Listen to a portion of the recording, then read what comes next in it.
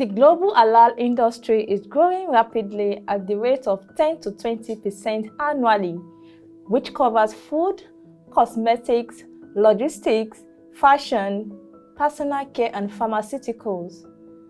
The largest share of the market value comes from North America, and Africa is not left out of this opportunity, with Nigeria, its largest market, gearing up to tap into a revolutionary industry. In this edition of the Islamic Finance Weekly, we will discuss the halal market, opportunities for the Nigerian economy, with the Executive Director, Trade and Commerce of Abuja Chamber of Commerce and Industry, Mr. Jude Chime. Good afternoon, Mr. Chime, and thanks for coming on the program. Yeah, good afternoon, Bukola. Thank you so very much for having me. Yeah. Let us begin with the fact that the global halal industry was projected to grow at more than $3 trillion by 2020. But with the disruptions caused by COVID-19 pandemic, how will this reflect on the market size, and what can you say are the implications for frontier economies like Nigeria? Definitely that the global trade was on holiday for some time, due to the pandemic. So definitely every aspect of trading, every aspect of commerce has been affected so far. It is a very big challenge, to trade and commerce recently. And for the halal industry, of course, it's going to affect the market size, the market share, which is being projected at even $3.8 trillion currently. Yes, exactly. So it's a huge problem, but despite the challenges, there are opportunities, that we can look at.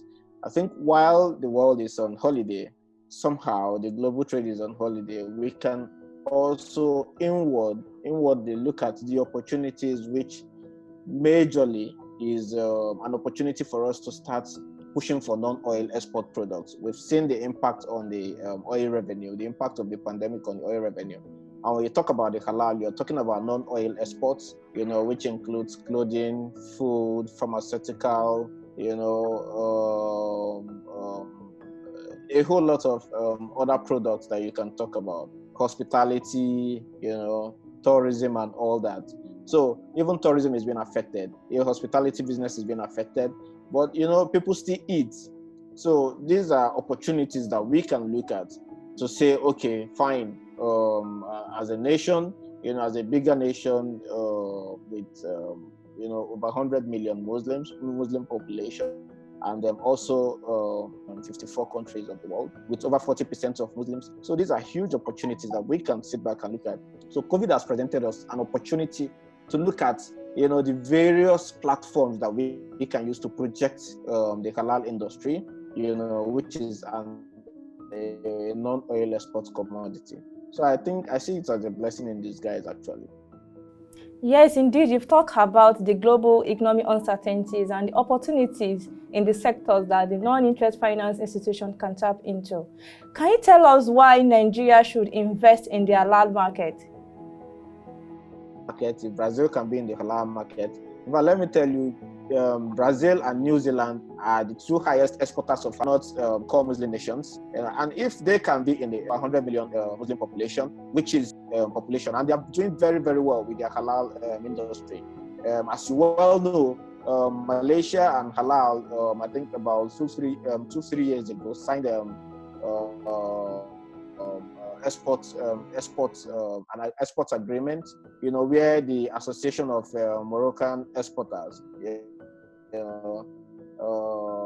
I've started exporting to over 27 countries as a result of that agreement. So Nigeria being in that halal market is very, very key, because we have the population, we have the resources to even compete in that market. So if other nations are doing that, if China is doing that, in fact, in China right now, most Chinese companies are going to seek halal certification. Do you understand? So if other great nations are doing that, why can't Nigeria, tap into this huge opportunity? If not for anything, at least satisfy the over 100 million Muslim population in Nigeria. So it's huge. It's huge in the sense that one, it's also good for us because when you talk about halal, halal is not just a Muslim word. It's also an Arabic word which signifies something good, something permissible. So we're in a nation where a whole lot of exactly permissible. So we're in a nation where a whole lot of maybe people manufacture whatever they like. Nobody probably the restrictions on manufacturing, like the monitoring, may not be too strict. You understand? So if we have the halal economy, the halal industry, being well monitored, that means it will also improve the lifespan of a whole lot of people, especially with what we consume. And we also talk about modest way of living. We talk about modest way of dressing. So these are, something permissible, something good for us.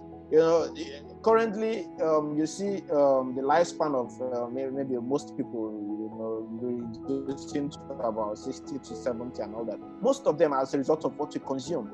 So these are very huge. Apart from the economic aspect of opportunity that the halal industry presents to Nigeria, we're also talking about the health aspects too.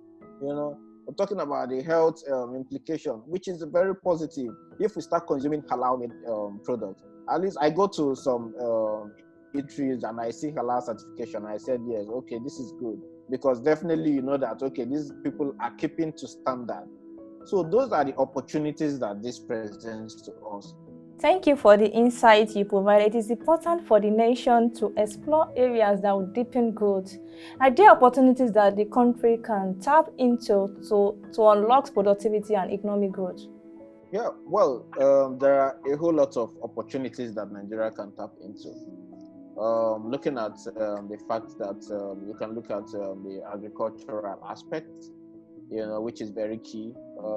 I learned that Kano is also doing something on on halal beef. They're trying to have an abattoir, where you have a well structured abattoir, that keeps to the regulations of halal beef handling, and all that. So, these are opportunities that we can tap into. Okay, take for instance, there are a whole lot of shortages all over the world in terms of halal beef. Okay, so we can look at exporting halal beef to other nations of the world. India is doing that currently. India has an association that are mostly frozen halal, boneless halal buffalo and all that, frozen, and they export to different parts of the world. So why can't you look at those opportunities and all that? Okay, take for instance maybe clothing, halal clothing. These are things that just like what you're putting on right now. That is a modest way of dressing. A very modest way of dressing. We can look at the fashion industry. The fashion industry is very, very huge. It's massive. People from the other parts of the world, the Western world, are coming in with different fashions and all that, and they are not cheap. They are very expensive, and we buy them. So why can't we look inward? And these ones are maybe like they are the rare, the ones that are even commensurate with our weather and all that. The opportunities in halal clothing, halal fashion, halal cosmetics, halal food, halal hospitality. The tourism aspect is huge. Look at the Yankari Games Reserve. Okay, look at even like when Yobe used to be Yobe. In fact, there are a whole lot of tourist attraction sites that, as in, you can go to, that can be branded halal tourist attraction sites. There are a whole lot of them. Even in Lokoja there, you have the Confluence Beach and all that. This can be branded halal tourism sites. And a whole lot of countries are looking forward to learning more about Nigeria, learning more about our tourism potentials. And a whole lot of investors definitely would want to come in to, even invest in tourism, because Nigeria is huge in tourism. So these are opportunities that we can look at and say, yes, and okay, look at Medjugorje, for instance. Before now, Medjugorje used to be the zoo park. Medjugorje Zoo Park is wonderful. It has all the various elements of an international zoo and all that. So these are opportunities that Nigeria can look at and tap into. Thank you so much, Mr. Chime, for elucidating further on how halal industry can help to deepen the Nigerian economy. Yes, tourism is very important. There is huge opportunities in the halal economy. So what role is the Abuja Chamber of Commerce and Industry playing to promote the halal industry and its ecosystem in Nigeria? Well, the Abuja Chamber of Commerce is playing a very massive role. In fact, let me say, we're more like, leading the various key stakeholders, to understanding the essence of harmonizing everybody's efforts. All the various agencies that have been set up in respect to halal. So mostly what we are doing currently through advocacy is to lead them towards ensuring that, okay, every other person's efforts are being harmonized, just like we have in Malaysia and other parts of the world. Like we have the halal standard, we have the halal certification, we also have Jaiz Bank doing halal certification and all that. So we are trying to bring everybody together, and part of that role, which you saw the last time with the Halal Webinar, where we had over 22 speakers from about 12 different countries. Both international, both international, indigenous, and all local. That, across the globe, discussing the potentials of the Nigerian halal market. So apart from the advocacy, we're also we're also bringing awareness. See, let me tell you one thing. From the little survey I've done, even most Muslims do not understand the word halal, do not understand the word the halal economy, and how it works. Exactly, halal industry. So part of what we are doing aside advocacy is to increase awareness of the halal industry. Once the various stakeholders begin to understand the word halal industry, they also start looking at the opportunities. Because the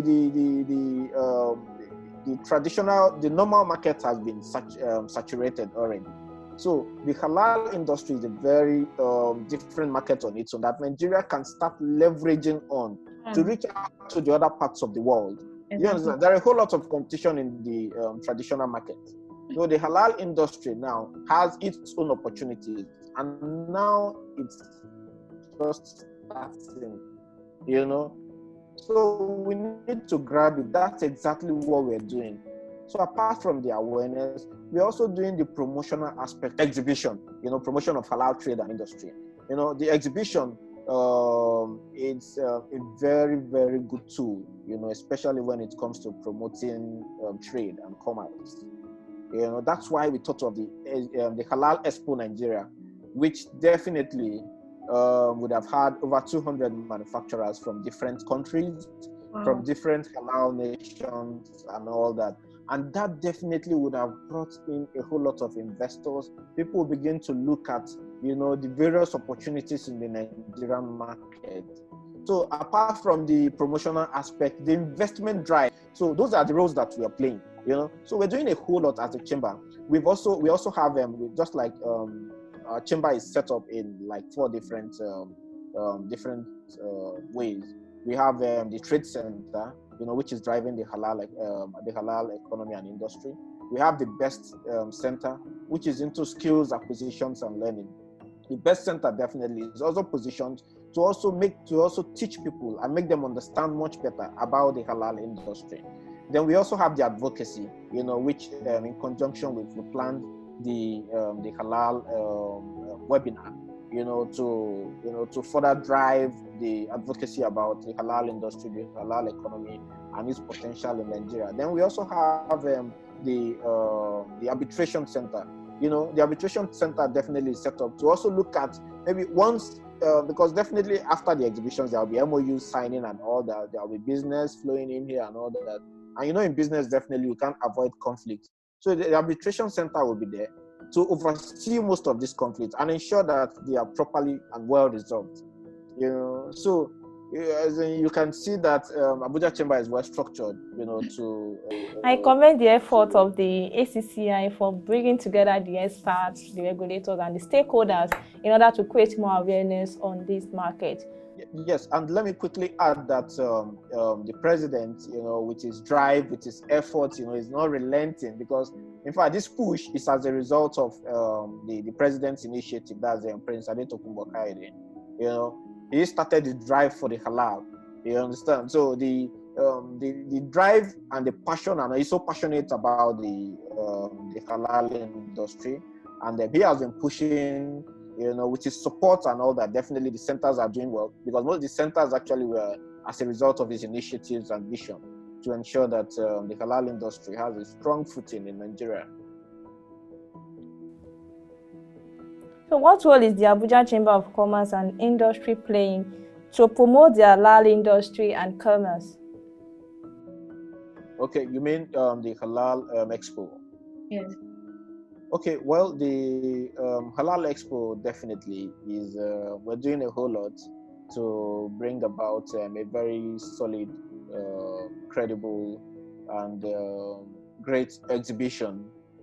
Because one, we have signed a whole lot of partnership and MOUs with international bodies. We have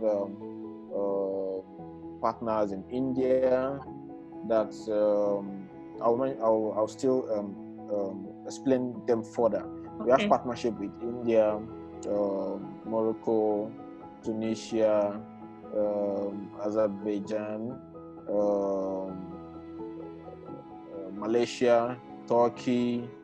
I've mentioned Indonesia already, Philippines. We also have partnership with the G8. So with India is with Atoba Network. Atoba Network is a body organizing halal exhibition in India. They are the organizers of Halal Expo India. Okay. Then in Indonesia, we have strong relationship. They are partner and agents in Indonesia. They are the organizers of Halal Expo Indonesia. That's Sky Network, Sky Connection. Sorry. Then we have STI Expo. They are overseeing Tunisia, Morocco, UAE, and Egypt. Then we have we have Gui Halal. Gui Halal is our media partner in Spain. Then we also have we have TOB. That's TOB is the body overseeing all the chambers of commerce in Turkey. So they are a very strong partner, including DAIC. Then we have the G8. The G8 definitely oversees all the eight developing nations in developing nations. That's the G8 actually. Then we have definitely NASEMA. That's NASEMA. FEWASI. That's FEWASI is the Federation of West African Chamber of Commerce and Industry. Then NASEMA is the national, exactly. So we have a whole lot of partnership and all that, and it's been great so far, because this aside the ACCI, Afresco is a very strong partner who is pulling the string, So Afresco is a Nigerian partner, organizing this event with ACCI. I commend the great effort that the ACCI is doing by collaborating with both locals and international. So post-pandemic, how should Islamic finance institutions approach the halal industry? Okay, well, one is that the finance to understand that the halal industry is huge, which of course they know that the halal industry is huge. And secondly, let me say, I don't know, maybe a fraction of some of the non-Islamic finance institutions, maybe a few of their staff also need to understand, they need to understand much better the halal industry. Most of them do not understand the halal industry. And if you don't understand the halal industry, how would you be able to serve and expand the market? Because the finance institutions are very, very key to growing the halal economy. in Nigeria, to growing the halal industry in Nigeria. The finance institutions need to bring the SMEs together. They need to find a way to train the SMEs and make them understand the processes in halal manufacturing, because that is very, very key, because it's part of the process. Halal manufacturing is very key. The halal financing is also very key. If you must have a very holistic halal approach in your manufacturing, in the total output of the product, the SMEs needs to be empowered by the financial institution, the non-interest financial institutions. They need to be appropriately financed. They need to be empowered to be able to push, and compete with other parts of the world, and compete with other manufacturers from other parts of the world. So the non-interest finance institutions has a very, very critical role to play in the development of the halal industry. And to be frank with you, if you remove the non-interest finance institution, it cannot stand. The halal industry can, maybe whatever we're doing with the promotions and all that, will go a long way. Will go a long way, but definitely the SMEs need the non-interest finance. So most importantly, for us to pull out strongly out of this pandemic, the non-interest financial institutions needs to empower the SMEs. They need to fund the SMEs. They need to push the SMEs aggressively. And if you check, almost 78% of the contributions so far in terms of GDP is from the SMEs. So we need to look at that critically. So because it's very, very key.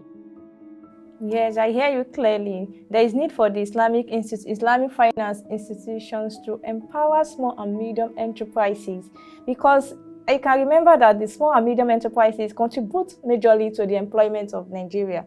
So there is need for Islamic institutions to empower them and bring them along together for the key of the industry. Thank you, Mr. Chime. So what are the risks, benefits, and opportunities for the Islamic finance institutions to tap into? The opportunities are massive. If I tap into the benefits from the finance institutions for the SMEs to tap into, well, there are a whole lot of benefits, and we have a whole lot of non-interest finance institutions, giving out non-interest, financing most of these SMEs, in a non-interest way, and these are very huge opportunities that SMEs, should look into. They should look into the fact that, at least if someone is giving you a loan without interest, to promote your business, to push your business forward, definitely the person is doing much more. So these are opportunities that SMEs should look into, not just manufacturers in the halal sector. Other SMEs should, look into the opportunities, and tap, and tap from it, because it's huge actually. Because the other interest banks definitely will not give you such. They won't give you such loan. They won't give you such opportunities and all that. So, but the non-interest finance institutions will do that, especially for as it concerns the halal economy, because we're discussing the halal economy right now. Yes, exactly. So when talking about the small and medium enterprise, you can also talk about the startups, innovation, and entrepreneurship. All these are together for the halal economy. Yes, sure. Definitely they are. At the moment, Malaysia is the leading hub for the halal market globally, with an annual export value of 35.4 billion Malaysia ringgit for halal products, which contributes approximately 5.1% of the total exports for the country. So what are the learning points for Nigeria itself as the leading hub for Africa? Well, the learning points or the learning curves here are one, Nigeria needs to understand that we need to aggressively, well, first we have to solve the issue of manufacturing, okay? Because if you don't manufacture, I don't know what you'll be putting out there. I don't know how we can compete if we're not manufacturing. So we need to look at that aspect of manufacturing, which is key. So first, we need to look inwards, because Malaysia actually looked inwards, and found themselves, before coming out to the world. Yeah. Okay, to say, yes, this is what we are selling. And that has been the selling point for Malaysia. I think they are doing over $5.8 billion annually on food alone, halal food. You know, so I'm just trying to be modest to the figure here. So they are doing a whole lot. So one, we need to understand ourselves. We need to try to solve the issue of manufacturing. Then we need to, thirdly, find collaborations, which is very, very key. Because without collaborations, we can't do it alone. You can't do it unilaterally. It's based on bilateral relationship, you know, multilateral agreements and all that. Just like I mentioned earlier, the Association of Moroccan Exporters, you know, after signing that agreement with Malaysia, you know, gained a whole lot of market share, started exporting to over 27 nations, as in halal food and all that. So that is what collaborations can do for us. So that's and exactly that. You know, we also need to be aggressive. You know, if of course we can utilize maybe a few that we have, like maybe increase our production in halal beef. You know, increase our production in grains and all that. So if we can do that, definitely we should be able to start competing, because there are a whole lot of market out there, a whole lot of opportunities out there. You know, like most times I receive a whole lot of requests, you know, about we need commodities like this, we need commodities like that. But you know, beyond the non-finished goods, we also need to start looking at the finished goods. That's where the manufacturing is very, very key. You know, so we need to find something to offer to the world. You know, so if we don't have that, you know, it's going to be very, very difficult actually for our learning curves to be complete. You know, so these are very, very critical issues that we need to look at: manufacturing, collaborations, exports, then harmonization of all our efforts is very, very key. All the halal certification agencies, all the non-interest finance institutions, all the key players in the halal industry needs to come together as one and work as a team. That's the only way we can achieve the success that Malaysia has achieved so far. Because even in Malaysia, there are a whole lot of processes, you know, especially when it comes to the halal industry, you know, from the financing. In fact, the halal restrictions and monitoring starts from the financing. Before you talk about the manufacturing, you know, to certification and to export, you know. So these are processes that we should understand very clearly. And how can we utilize these processes? Is by coming together as one. We can't play differently and win. We have to also work with government agencies like the Federal Ministry of Trade and Investment. We have to work with our missions abroad. You know, we have to work with every arm. In fact, everybody has to come together to promote this thing, to promote this industry. That is the only way we can achieve what Malaysia has achieved in the halal industry. Yes, thank you so much, Mr. Chime, for coming on the program today. It's been an enlightening session with you, and the expectation is that the halal market will evolve to become a vibrant and dynamic industry in the country. Thank you. Thank you so very much, Bukola. I really appreciate being here. Thank you. You're welcome. From this conversation, it is very clear that with effective regulations, a conducive policy environment, and development of viable products, the halal market can become a veritable non-interest finance instrument for deepening financial inclusion and wealth creation in Nigeria.